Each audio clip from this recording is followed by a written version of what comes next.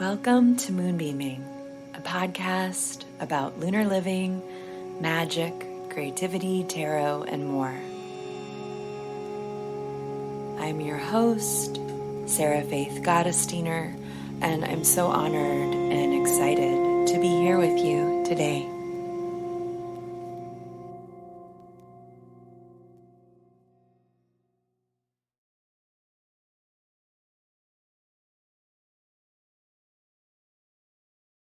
Heart Broom is a home and ritual goods shop offering hand-rolled natural incense cones made with ethically sourced aromatics, barks and moon water, ceramic burners, plant-dyed textiles, and more.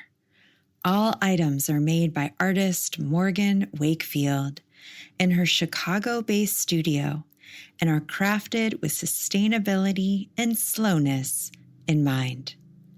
Visit the shop at www.hardbroom.com to view the latest offerings and use offer code MOONBEAM to get 15% off your first order.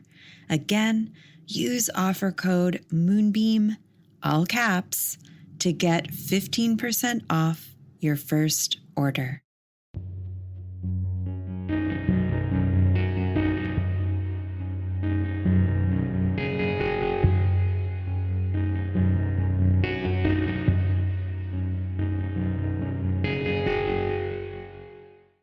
Hi, welcome back to Moonbeaming. I'm so glad you're here, and I am so incredibly excited for you to hear today's episode. So I'm going to try to dive right in. Today on the show, we have a very special guest. They're all special, of course. They're all special. We've got a very special guest to chat all about the shadow of Major Arcana 6, the Lovers, which, as you all know, it's our collective card of the year. And I am trying my goddess darndest to get you completely set up, completely prepared for this year. In the episode that I did all about the lovers, that is, I believe, episode 50, which you can listen to if you haven't yet, I didn't have time to go into the shadows of this card. So I wanted to dedicate an episode to those shadows with another experienced tarot reader. Why? Well, my loves, in case you haven't noticed, we tend to live in a shadow world. What do I mean by that? Well, we will often see the shadows of these archetypes really strongly in our collective because I don't like making broad statements, so I'm trying not to this year. It's like one of my if I had a resolution other than like growing my hair long, it would be not to make broad statements. But in case you hadn't noticed, the collective hasn't done the best job at integrating their shadows. And so what we see is their shadows. When a person hasn't done the best at integrating their shadows, we can see them really clearly. I'm sure we've all had this experience. And we can see that in the collective. So we're probably going to see shadows.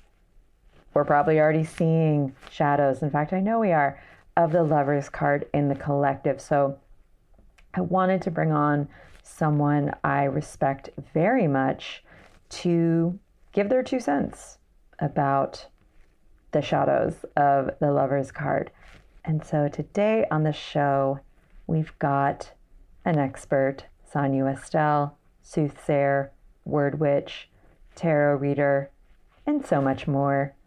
Sanyu is also a singer, a philosopher, a writer who happens to have very, very amazing style as well. I highly suggest you follow her on social media and also get a reading from her. Sanyu is also a contributor to this year's Many Moons Spiritual Guide. I asked her to write about the lovers for the Gemini moon we've got in June. And after reading all that she had to offer on this subject, I wanted to dive in even deeper with her here so we could experience the archetype on some of the levels and layers it's meant to be experienced. If there's one episode anywhere about the Lover's card to listen to, I would say it would be this one. We go super deep into it. Sanyu talks about what the shadow means in the traditions that have shaped her, Ifa and Taoism. She discusses some concepts I had not heard before, which was super amazing. We go over some of the traditional quote unquote shadows of the card, some personal interpretations. It's an incredible conversation, definitely the kind you're going to want to listen to at least twice. It is going to give you so many ideas and provide so much wisdom on how to navigate this year, and also ways to think about and be about love. I do have just a couple notes first that I wanted to clarify. So first, I wanted to clarify something I said in the interview. In the interview, first I say I hate Rome, then I clarify that, and I say I strongly dislike the Roman Empire. And I want to clarify even further, it's actually the flattening of Western occult and spiritual traditions and practices under the umbrella of the philosophies and the myths and the perspective of the Greco-Roman empires. They're not my empires, like they're not my background. I don't hold the same beliefs.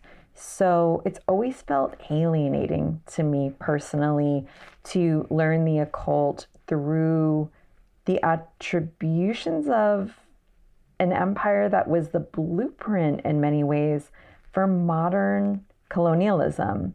And it's just simply not my background. You know, I don't have a Greek or Italian background. It's not where my ancestors came from. And it's felt similar to being queer and living in a straight heteronormative world, not having a lot of your experiences mirrored back to you.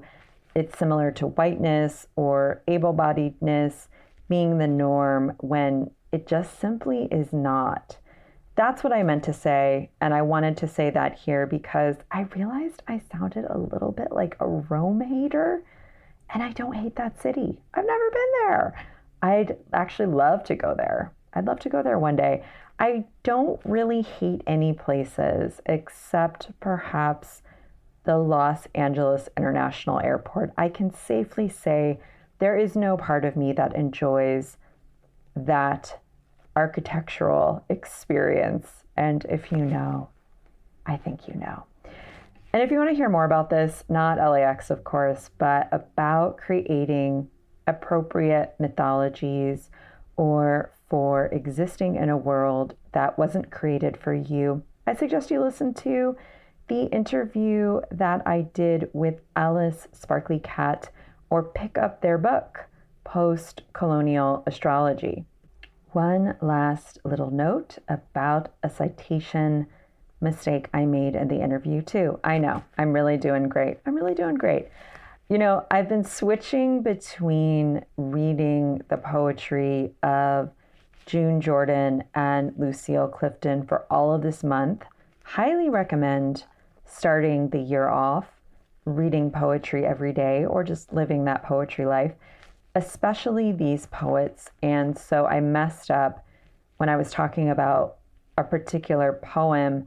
The poem I was referring to is by June Jordan. It's called Resolution 1003, and I highly recommend you read it. It will be linked in the show notes. Anyway, in the interview, I misattributed it to Lucille Clifton, who I've also been reading because she has a great volume of poems about resolutions and beginnings, and I'm so sorry for doing that. And I apologize to both poets. both who I am completely inspired by, and we're reading like stacked on top of each other by my bedside. So I'm sorry I got them confused in a poetry blender, but wanted to leave it in because I love both those poets. Okay, without further ado, here is my interview with the word witch, Sanyu Estelle.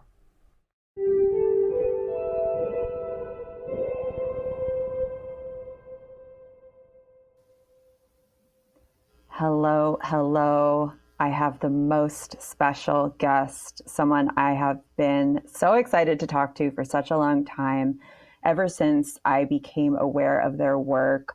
The way that I experience this person as through a fountain of knowledge channeled and both learned from various traditions. As someone who thinks incredibly deeply and incredibly critically, and within that criticality is a huge amount of love and joy and pleasure, which is how I think criticality should be utilized. This person is also super holographic. They do a ton of different things. They are talented on so many different levels, on so many different realms. I have a special, special guest, the word witch, aka Sanyu Estelle. Sanyu, welcome. Thank you. Good to be here. Would you mind introducing yourself? Who are you? What do you do? Why do you do it, for those who might want to know? Yes. Hello, I am Sanyu Estelle. I am the word witch, self-proclaimed. I am a soothsayer, a claircognizant word witch. Soothsayer means truth teller. Claircognizant means clear knowing. My definition of claircognizant is more or less, I know what I need to know when I need to know it about what I need to know it about for as long as I need to know it, and then I generally forget it myself, which is why I record all my readings. And I'm also a writer, artist, musician. Yeah, you're super, super amazing. And I can't wait to get into this because the main focus of our conversation today is going to be all about the lover's shadow. So I wanted to begin by asking you to share a little bit about what your understanding of a tarot archetype is. My understanding of a tarot archetype, I think that in a spectral universe, which is how I see our universe, or a triadic universe, an archetype, I mean, just etymologically, archetype is like the first cast, the first one that stuck, the notable one, essentially, the one that began the things. So in a spectral universe, that means, of course, on both sides of the spectrum, which ultimately come from the same source, that means the highest and the lowest known forms of a thing, representations, examples. And so that's kind of what archetype means to me, on whether right side or reversed, which is also kind of interesting because for a few years now, I haven't been reading reversed. Mm-hmm. So it will be cool to talk about shadows in this context.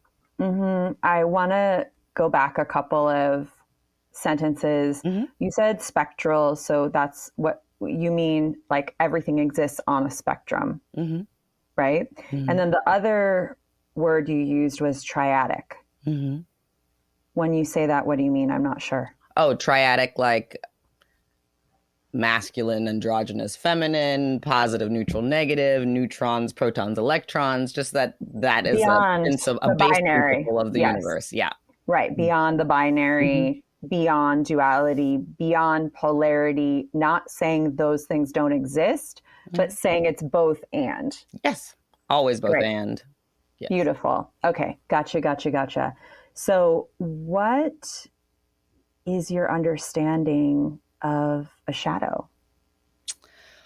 Well, in Ifa, which is the indigenous practice of the Yoruba people of what we now call Nigeria, the shadow is like your twin in heaven who agrees to come with you to Earth and document everything that you do. Good, bad, ugly, sideways, noticed, unnoticed. So in Ifa tradition, the shadow holds you accountable. It's something that says good or bad what you did, whatever your story is when you go back to heaven, which is not the Judeo-Christian heaven in Ifa, but the closest equivalent word I can use. Of course. The shadow simply reports to Olodumare, to God, to that power that is what you did. And it gives the more exact record, depending on how honest of a person you are and how observant of a person you are. So the shadow is your witness in that context. And I prefer that context. And in Taoism, because I also practice Taoism, which is, depending on who you ask, from China or Taiwan, depending on who you're asking, arbitrarily, who even knows what that was at the time. I don't. But in Taoism, the shadow is, there's a passage, what is a good person but a bad person's teacher? What is a bad person but a good person's job? So in Taoism, I'd say the shadow is your job, your work, the things you need to do to recognize yourself completely. And in both of these traditions, as far as you know, obviously, just asking you, is the shadow you, or is it something other? Well, it's more like you're the other, right? Because you're like the most fractal part of the existence system.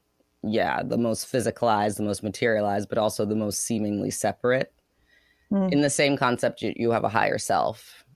It's like the shadow is a part of your higher self. It's bigger than you because it isn't here for the same purpose. It's not having a linear experience. It's having a total experience. And it has the luxury of going where you go. It doesn't choose. It just witnesses. So, yes. And I guess in other technical terms, some people would say it's like, it's a part of your default spirit. And then your specific spirit is what you end up becoming as a result of your earth walk. And then when you return to your total spirit, default spirit, there's all these aspects that you were not necessarily paying attention to when you were specifying this piece of spirit that you had on earth. And in the final way, I'll say this, is that the spirit isn't in the body is in the spirit. So the shadow's part of spirit and body. I love all of these definitions because they're so different than what I have been taught to believe the shadow is, which is that, the shadow is the parts of yourself you're ashamed of. The shadow is the unconscious parts of yourself that you're not aware of or you refuse to be aware of. The shadow are the things that keep you, for lack of a better word, trapped in specific cycles, trapped in specific limited ways of thinking or limited ways of being. And also that the shadow is, within the shadow, is not just the parts of yourself that you're ashamed of, that you were told were wrong or were bad or were less than or whatever, but the really good, exciting, interesting, dynamic parts of your gifts that you might have been punished for, right? Like the drama of the gifted child style, like you shone really bright from a young age and people were either threatened or insecure of it, made insecure by it. And so then you were taught unconsciously to tamp it down, to kind of keep yourself smaller, sometimes literally for survival, and or sometimes because of a perceived projection, like whether it was true or false or something like that. And I love the witness. I love the different ways of thinking of the shadow, which is also to me very Lovers, because Lovers is for me very holographic. It's very multi-layered. And I also, as you were talking, I was thinking of this idea that Martin Shaw has, where he calls it like the wild twin, where there's this folklore that he tells the story of in one of his books, where when there's this idea that when you were born, at the same time you were born, your wild twin pops out, runs away, flies out the window, goes into the woods, goes into the wilderness, and one of your, in quote, jobs as part of your curriculum as a being on the planet is to try to find and court that wild twin, that wild part of you, which could also be framed as the shadow self. So I love all of this beautiful and remarkable food for thought there about the shadow. So yeah. Do you want to say something? Yeah, I was going to say that's interesting because it gives, of course, like pan energy. And I was thinking, what is it in Ifa and Taoism that's interesting? Like in Ifa and Taoism, the shadow is more like the world card. It's like, it's something specific to Earth, a shadow. So like it's on loan, it's on loan. It witnesses you. It's Earth's, documentarian for you. And then, whatever it is in spirit, because obviously nothing is one thing, that when you get there. Yeah. So that's interesting. So you can't know, really. Like in your tradition, there's an aspect of not even really knowing until... You can know as far as you are honest with yourself and observant about the world, but how much that is relative to what there is, you will never know until you get over there. So it's like shadow as witness and also shadow as mystery. Yeah, the true self, because it documents everything that happened. And, what we think of as the self is a string of series of moments from various points of time in our timeline that we are calling a singular narrative when it really is like a patchwork quilt. So, in that sense, yes, it's definitely more mysterious. Beautiful. What are, in your understanding, some of the more prominent traditional shadows of the Lover's card when we're looking at it from a more, like, just for those people who maybe aren't very familiar with tarot, who are just beginning tarot learnings, just the ones you'd maybe read about in the books or maybe you'd be taught on the 101s. What are kind of some of the basic shadows of the Lover's archetype? I think the most simple, like, go-to, just if you were talking visually speaking, is like manipulation, manipulated relationship, corruption in the relationship, betrayal.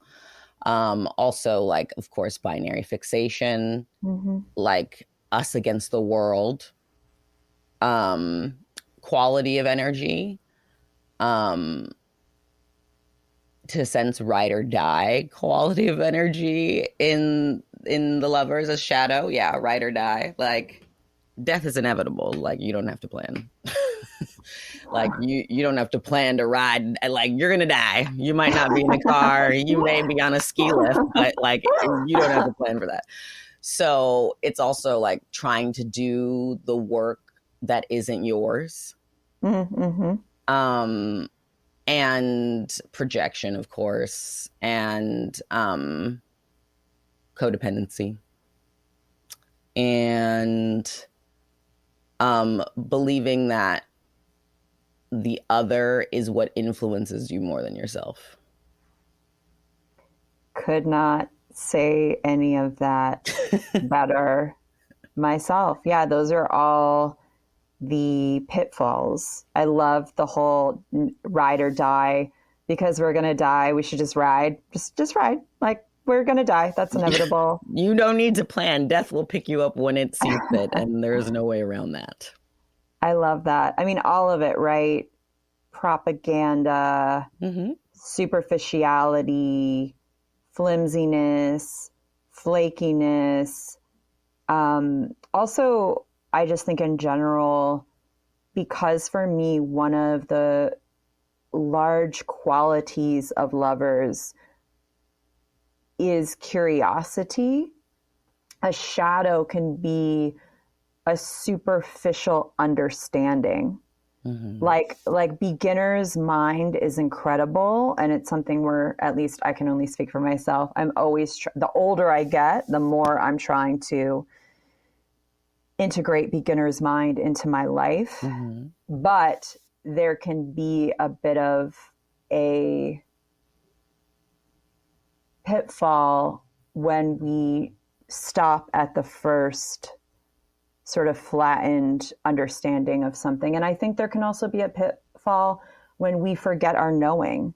And when you were saying like the other, being more informed by another, by the other, by things outside of yourself, even you, there can also be that reluctance to choose, that reluctance to have an authority in the shadow, like no, not my responsibility. I don't need to stand for anything. Like it's almost like the dark side of the egoless person. It's like, I'm nothing. It's like, yeah, cool. Right. And also like you're actually a human in a body on earth. Like I get it. I'm here for the void. And also what are you going to stand for? What are you going to value? What's the non-negotiables here? What are your needs? What are your desires? You know, so on and so forth. Exactly.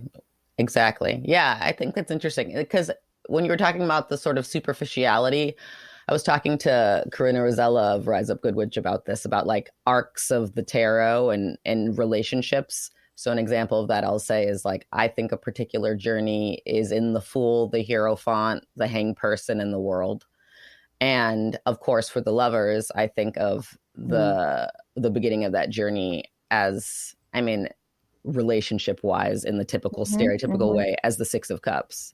So when I think of the Six of Cups, that's when I think of like superficial puppy love, just getting to it. By the time you get to the Lover's card, because it's the major arcana, I tend to think of it as a decided opinion that isn't actually informed by experience. Because something I wrote recently that, let's say, is like the true neutral side of the Lovers is that I thought unconditional love was learned through love, and I realized unconditional love is learned through conditions.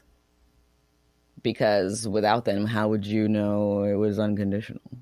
You know? So the lack of conditions, but the idea of love is that untrue sort of superficial archetypal energy. Yeah. Oh yeah. And maybe we should just jump to some of the ways we've been, because I've just been writing about this and meditating on this and thinking about this so much because of the year, because we're in a lover's year. So much we are taught that love that is not love. Attention, abuse, power dynamics. I could be here all day. Control, manipulation, undeserved loyalty, one-sided relationships, expectations, transactional relationships,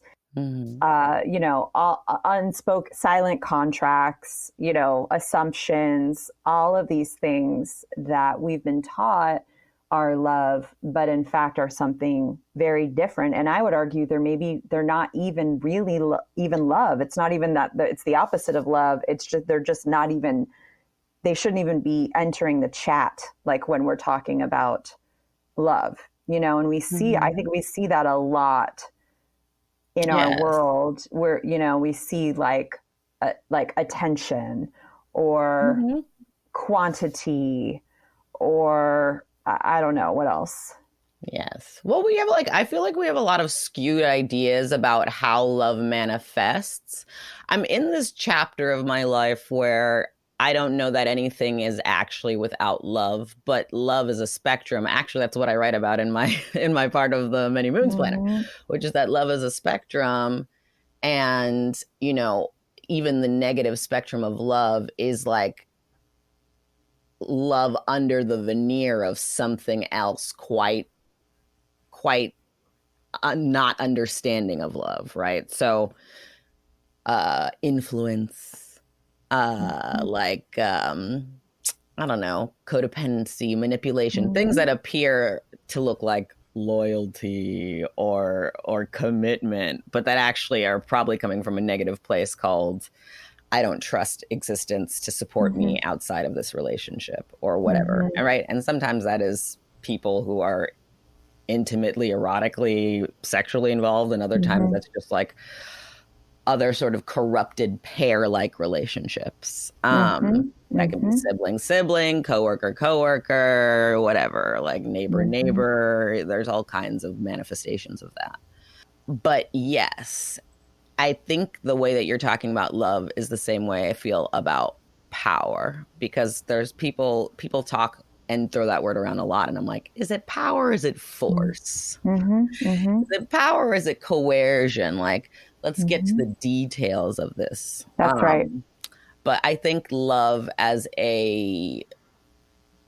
let's say it in the etymology sense. The word free and friend come from the Proto-Indo-European meaning to love, like the verb, the act of loving. Love itself comes from also Proto-Indo-European, different Proto-Indo-European, but care, desire, love. So like the feeling. So let's say default love with a lowercase l is inherent in everything. And so I don't know that anything can function without the commitment of existence to it, right? Like, that's love. Like, it's here for you for infinity. It decided you were relevant forever. That love. But the kind of love that I think that we imagine or that humanity really desires, which is this sort of you above all else and in any way and through any circumstance, like that is so skewed because we don't have it for ourselves. We're looking for it outside, which is like the true shadow of love, where you're not recognizing that. And I say this to my clients too. It's like, even if someone inspires you to a grand love, it's coming up and through you to even meet them. Like you were saying, you're not nothing. There's a position there. You're not the scientist in the experiment who doesn't influence the experiment. Like, you are there to meet that, to have some sort of idea of response to that. So without you wouldn't have the experience, more or less. But somehow that feels sexier or flashier when it's outside of you, maybe, depending on how you live your life. And also, of course, conditioning and nihilism and Machiavellism and cis-white heteropatriarchy and all those interesting conditions. 100, 1000%. And as you were speaking, what also got me thinking is this idea I've been meditating on with lovers, which is this idea of mirror, people being mirrors for one another, ways of seeing different perspectives. And I think that what the lovers can really offer us in a reflective, growth-centered, self-growth-centered way is to your point, when we have an impulse or we have a loving desire, or we have an attraction, one that from an earnest, if we're being honest, if we're being earnest, it feels untainted. Let's just say, right? Oh, I love you. I want to, it feels very compassionate. There's no motivation there. There's no, as you were speaking, Sanyu, I was thinking a lot of what we're talking about in terms of love and how it's been defined for us is scarcity, is insecurity, right? And love isn't that, right? At least it's not to me. What lovers can offer us is the ability to go above any situation and really zoom out. And as I love that your offering of the philosophy of Ifa and the shadow simply being the witness, just being able as much as possible to witness through the clearest perspective you can attain or attune to about a situation, about a relationship, to me is peak lovers healing. Like we have you are in this conversation. There is me. There's all these other things. There's like, you've got your helpers. I've got my helpers. You've got your past. You've got your future. We've got this container. But looking above all of it and being able to see the landscape can afford us the space we need to examine our motivations, to really check in. Am I in the moment? Am I really listening? Am I really available to receive? Do I really not have motivations, expectations, good or bad, right? Because that's lovers. It's like really, really good expectations can often be the same as really, really like scarcity. Yes. You know what I mean? And there's where the polarity comes in, you know? Yeah. If I'm like, oh my gosh, this conversation is going to be the best. I've been looking forward to it for 70 years and it's going to be amazing and all this great stuff is going to happen. And then like the power drops out or something, or you don't show up or whatever. That's just as bad as me being, well, maybe it's just different. And this is the other thing, to hop outside of the binary. It's not just as, we're not going to compare, but it's similarly limiting to us. Yes, definitely limiting, definitely unnecessary, right? Because you are responsible for your part. You are responsible for how you show up in the relationship. Like the most important thing to me about the lovers year is the recognition that, you know, if you don't look in the mirror and are completely good with the person there, then you're having a shadow lovers experience, because there's yourself, there's your idea of yourself, and then there's how you're received in the world between those two projections, or that, you know, in that hologram. So there's giving your earth self the life it deserves, because you're only going to be having it from the between my temples linear perspective the one time, frame for frame.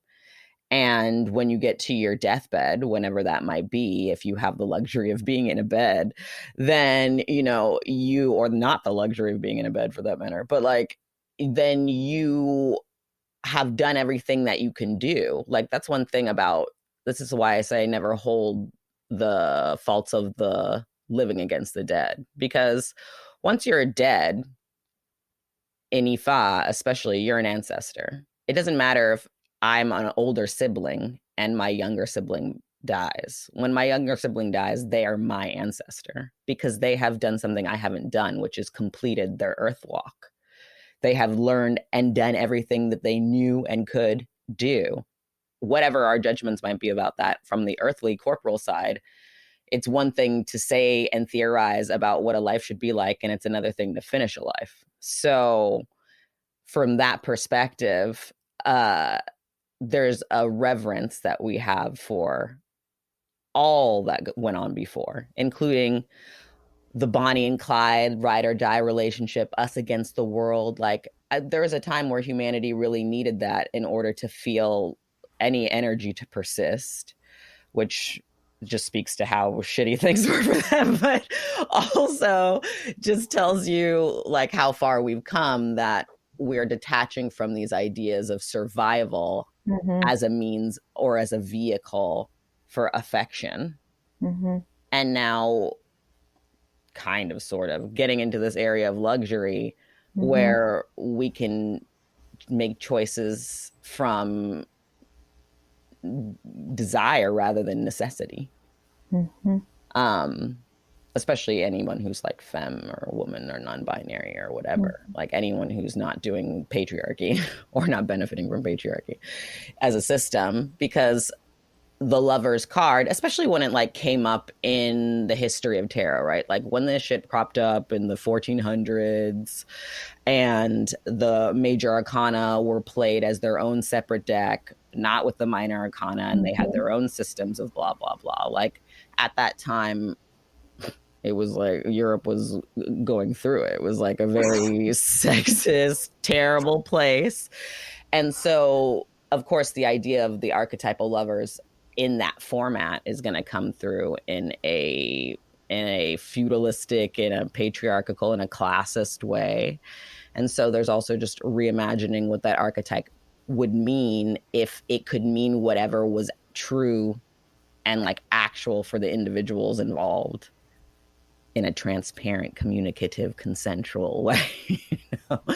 So thinking about that, then I'm like, oh, okay, you know, it's a non-patriarchal love, meaning like there's not an assumption of who is the centered or default or the correct person. And then it wouldn't be as classist, meaning I don't have an idea that because I'm in relationship to you in this way and someone else is in relationship to you in another way, that this relationship is more valuable to you than any other relationship.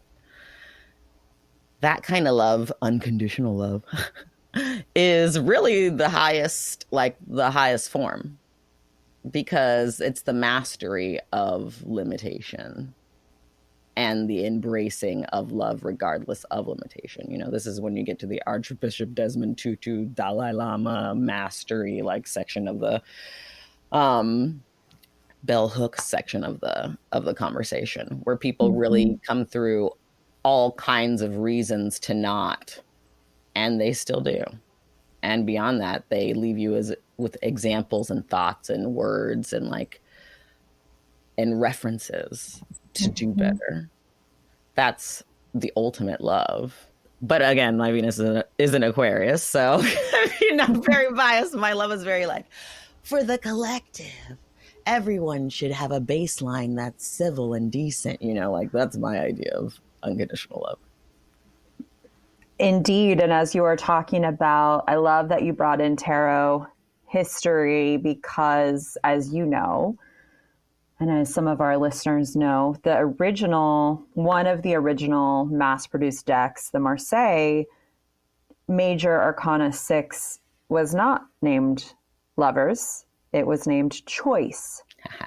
And when you were talking about, we've reached a point, some of us, not the entire globe, but certainly we could argue, you, me, some of the people listening, have choice in who we love, how we love, where we love, when we love, when we don't love. That's another thing. When we choose not to love, I think about that great, is it a Lucille Clifton poem? I'm gonna really butcher the paraphrasing of it, but it's like, I'll try to find it. It's like, I will love who loves me. I will hate who hates me. I will be indifferent to all who are indifferent to me. Like I think about that, and I think about choice, and I think so often another shadow of the lovers can be feeling like you don't have a choice either. And then to get really meta, it might be because of your shadow, you know, like your shadow's like, you don't have a choice. You have to just go with whoever. You have to accept crumbs. You can't find a better living environment. You're not allowed to ask for what you need. You can't share how you want to have sex or what it takes for you to orgasm or what kind of food you prefer, or like it's a lack of choice or lack of feeling, you know, and that's what so many people do in love, right? They think they have to be someone different. They think they have to be responding to an ideal or responding to a projection of their partner, or instead of coming together and integrating or being interdependent, like you said, one person's needs take precedent, and then that other person becomes like a satellite orbiting around the other person.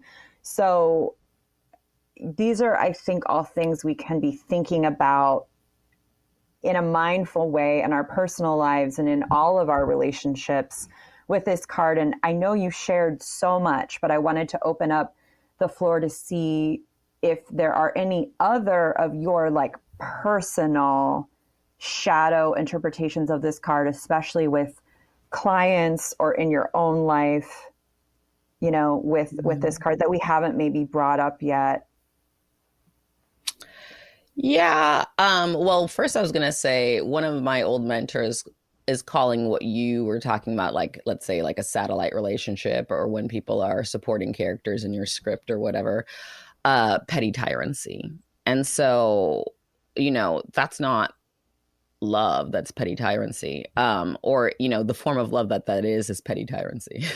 It's not a very generous kind of love. It's a restrictive and constructed and performed kind of love, which is why I think it's Chris Rock who says, like, when you meet someone, you don't meet them, you meet their representative.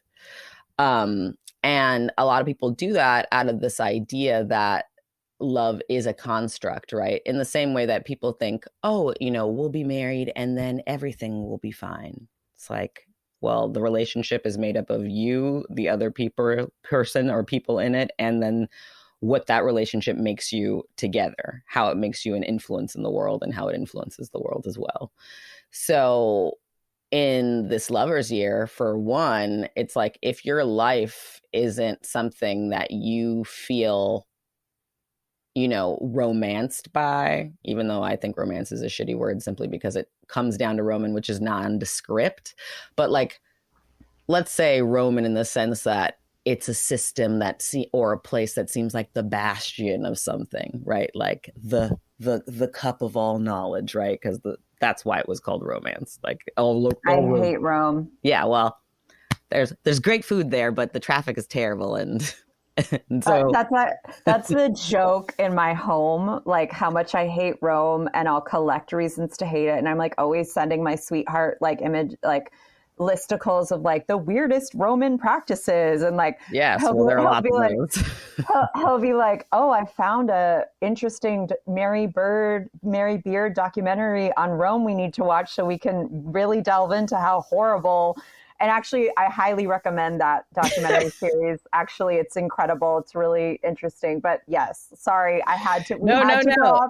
I cannot with Rome. Like, it's necessary because that is the archetypal reference, right? Though, like for romance to come from that, which is why sometimes I call it aro intimacy or like aerosexuality, just to be more descript. But like in that sense, we're in a place where, one, if you actually want unconditional love, you have to get to a place in yourself where you are holding space to even recognize it. Because what is unconditional love to one person is foolishness to another. And masters always did seem like fools. But the thing is, when you master something, you do it because it is your nature to do it. You do not do it because of what it gets you. Because as you can see, it's gotten a lot of people, like Toni Morrison never met a man who could be with her in a way which like actually held space for her as a heteronormative person. Yes, Black womanist, but like heteronormative person. So oftentimes the reward or bell hooks for that matter. So oftentimes the reward for holding that capacity in that space is simply knowing what you know and being an example of what you know, and being not your representative, but your truest self by living through your principles, because you actually give a shit about the things that you believe and do and think, and the life that you've constructed for yourself. You actually construct a life that holds space for you, as opposed to a life that is what it's supposed to look like when you have come to success based on the, you know, many little like milestones that humanity has created in the linear nuclear family narrative. So in that sense, the reward is being sincere, honest, good at what you do, good with what you know, and maybe that will bring you an equal depending on your, preferences, gender, place, age, whatever ism you're under at the time, and your beliefs and connection to that, and beliefs around you in connection to that. But like, so long as your life is the version of yourself that you say you would most prefer to be, or you would be in the best of all possible worlds, then you have done the lover's job, because you have loved your existence and you have loved this unique opportunity, this loan from Earth given to you, this corporal body, and you have left an example for people that is beyond your connection to one other person, but is, or more, whatever, because I think you can be in an equally shadowy experience if you're polyam or not, or asexual, or whatever the fuck you're doing. But that is unconditional love. To do it regardless of condition. Yeah. Widowed, not widowed, and never been kissed, whatever. Like, any of those things. That is what it actually looks like. But with the archetype, I think it's such an interesting concept because, one, it's like the archetype is from an outside perspective, right? Like, even if you are the archetype and you say that, you don't know that to be true until it is. And by then you're long gone as a corporal thing. Like, very few people know themselves to be the greatest all time for the entirety of their lives. Like, they're usually taken out before that, or fall from grace, or whatever. The times change and you're not interesting or important anymore.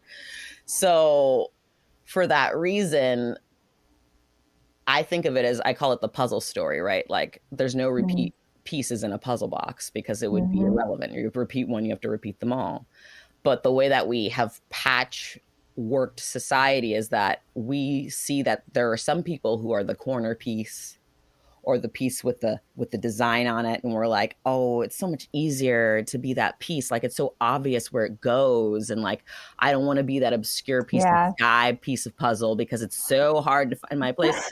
So instead of seeking out your actual space in the puzzle, everyone's stacking on top of the archetype called the corner is so easy, the person who's the design is so easy. And then you have like every piece of the puzzle stacked on top of the original. So you never really know what the archetype's life was, because it's so obscured by everybody's interpretation and projection upon it. All these people busy not living their actual truth in their life, busy imitating what looks like the success model.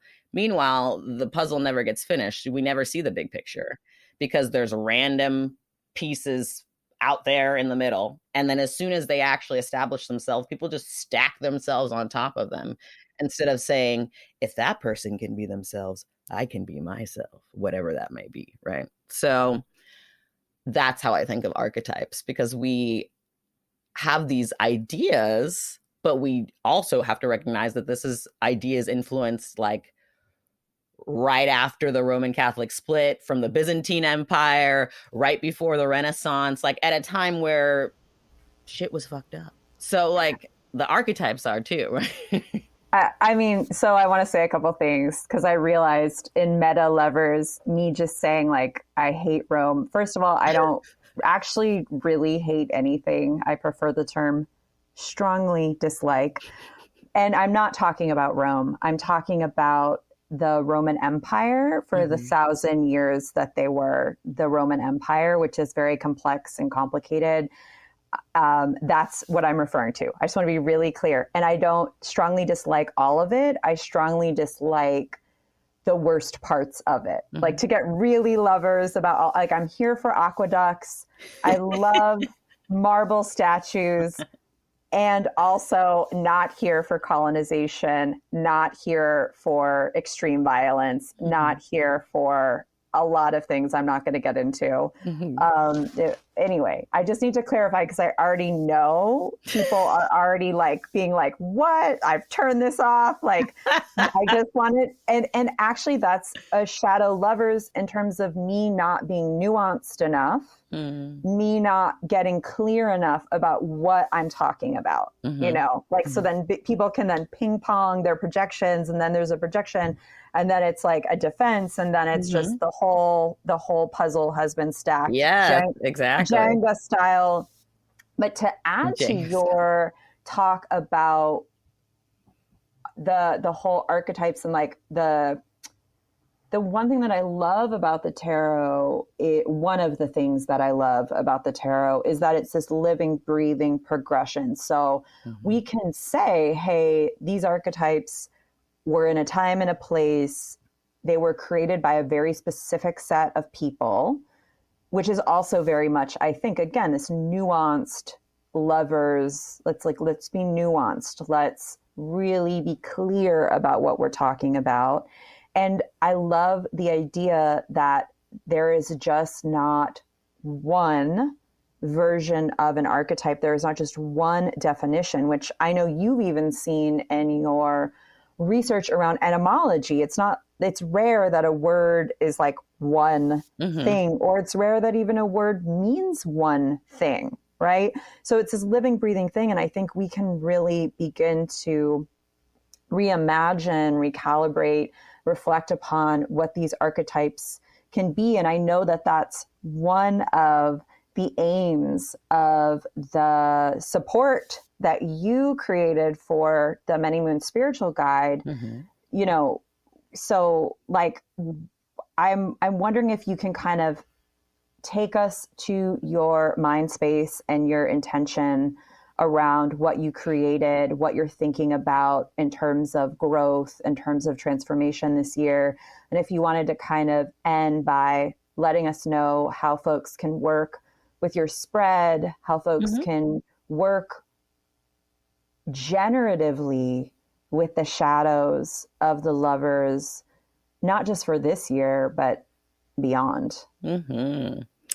Well, of course, always romance yourself and make yourself, you know, an empire, a 1,000-year empire, meaning make yourself sustainable, create a life that actually grows with you, and choose to trust. You trust, or you trust distrust. You might as well trust what makes you feel better because you have the choice. So trust, and construct that sort of life for yourself. For me, I mean, I'm learning through an intimate erotic relationship that I learned what I had said, that I used to think unconditional love was learned through love, and now I realize it's learned through the conditions. The reason that is, I have no idea where this relationship is headed or even what its total purpose is, and I don't know that I'll ever know until I'm exiting my body, or dropping my body off, since the spirit is the body's in the spirit. But like, I recognize, since everything is triadic, right? Positive, neutral, negative. I recognize that something I learned from this person is that I have learned to even enjoy our arguments. It's not that we go out of the way to argue. We do have a bantery nature, but meaning that we have enough regard for each other that they never go to a place of no return. We always learn from them. Sometimes they're genuinely hysterical and funny because we are sarcastic. But if I have to have a disagreement with you, I would like to improve from them. And my best friends and my family members and people who I've known for a really long time all fall into this category. But it's more rare in aero-romantic love simply because of all the conditioning and all the patriarchy and classism involved in that kind of relationship and in that archetypal understanding of that relationship. So, you know, I call that, you know, I say that time isn't linear, right? So it's never just positive, neutral, negative. It's also positive, neutral, negative, neutral, positive, neutral, negative, negative, positive. A negative positive is when something seems like a loss and it ends up being a gain. And that's really important, a part of unconditional love, because you don't know what you need until you realize what you don't need. especially in a nihilistic Machiavellian world where we just have a preponderance of negativity and limitation. So in that sense, if it has to be negative, get the positive effect out of the negative experience. I don't enjoy disagreeing, but when I do, it's for a purpose. Like, I'm not just gonna do this with you to do this with you. I'm not gonna have a negative experience. That shit better be negative neutral or negative positive, if not neutral negative, positive negative. So that's my goal for myself. That is my tribute to my life. Sanyu Estelle Nambi Nagenda has this one life. Even if I was a conjoined twin, I would not share the same opinions of my conjoined twin because I would have my own consciousness awareness. So to live as fully as I understand and can aspire to be is my goal for myself. I'm learning to do that as well in aero-romantic relationships, which I think is the most challenging kind, because we want to have a sense of security. And our idea of a sense of security in a patriarchal and classist world is a sedentary life. And a sedentary life means that you know where something is forever and it belongs to you. And, you can lock it up, you can let it out, it's that kind of thing. So the archetype is changing. My Venus in Aquarius feels very equipped for this. But that being said, it is also not a very descriptive feeling. It's an experiential feeling. You have to be there. You have to take the risks. The etymology of fear means to try or to risk. So you do it in fear. And what I've been telling all my clients actually is like, it's always something. It's always whatever. It's always the best and the worst of times. Like natural disaster, disease, terrible kinds of oppression, it matters not. Like, you have to live your life. You are not promised shit getting better, and you are not promised the practice, because you are not promised anybody's feeling any kind of way about you. So when you do have that feeling, you need to do your field work and not reserve yourself for your idea of a great relationship, because when you actually meet that person, you're going to be rusty as fuck. You're not going to be good at having intimacy because you have not practiced where you actually had the opportunity. So it's like everybody is an opportunity to be your more authentic self and to practice communication and description and explanation and all those things and beliefs. So if you're not in love with your life, you're not going to have a necessarily like deep, unconditionally loving relationship of any kind, because you're going to always feel separate from the experience. So that's what I have to say about that. I mean, you're just, I'm blown away. I'm so grateful to get to spend this time with you. I'm so grateful for your contributions to this year's many moons. I'm so grateful that you're on this planet. I'm so grateful that you've taken risks to share your brilliance with everyone. I'd love for you to share where folks can find you and how they can work with you in February, March, April, and beyond. Yes, you can find me at my name, Sanyu, S-A-N as in Nancy, Y-U, Estelle, ESTELLE.com. That's also my @ on Instagram. That's my @ on Patreon. I have a TikTok. I never use it. I'm also at that on that. You can work with me in February with Tara Burke. We together do Dreamscapes Academy, and we teach people about like the many forms of sleep hygiene and the many dreamscapes that you can be introduced to, because I've been writing my dreams down since I was 5 and have learned a lot from a lot of my actual, I should always introduce myself as a soothsayer and a claircognizant, like dreaming witch, because dreaming taught me more than society in a lot of ways. So you can catch me doing that. I'm also, my books are open until February, till new clients, and then I'm sort of closing them for the spring. And last thing I'll say is, for the Conscious Compass spread, I suggest that you shuffle and trust that you're going to get the reading that you need to get. I don't always think that you need to start with a question. I always give people the option of the lay of the land reading, just to see what the cards have to tell you, because very well they'll answer the question that you have, and they'll answer it in a way that's more sustainable than whatever direction you're going in, because usually people are like, what about my love life? What about my job? And we're like, what about you? So with the conscious compass, just go in with the faith that you're going to know what you need to know, and let the cards tell you what they tell you. Wonderful. Thank you so much. Thank you.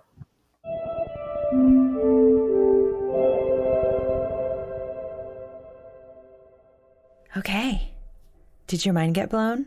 Or is your mind blown? Or is your mind blown? I thought so. My mind got blown, rearranged, ignited, and formed. Please follow Sanyu on social media. Sign up for a reading. Those links will be in the show notes. Take all their classes. Shower them with love. Thank you again to our sponsor, Hard Broom. If you want to pick up the Many Moons Spiritual Guide, which Sanyu contributed a piece for, links in our show notes. You can get it from our store. And until next time, be loving to yourself and to one another. Moonbeaming is brought to you by The Moon Studio. It is created and hosted by me, Sarah Faith Gottesdiener. Additional assistance is provided by Hazel Frew. Sound art is by Will Owen. And the show is supported by the Moon Studio's Patreon. Thanks so much for your support. If you like this podcast, please rate, review, subscribe, and tell a friend. It's much appreciated. Thanks for being here.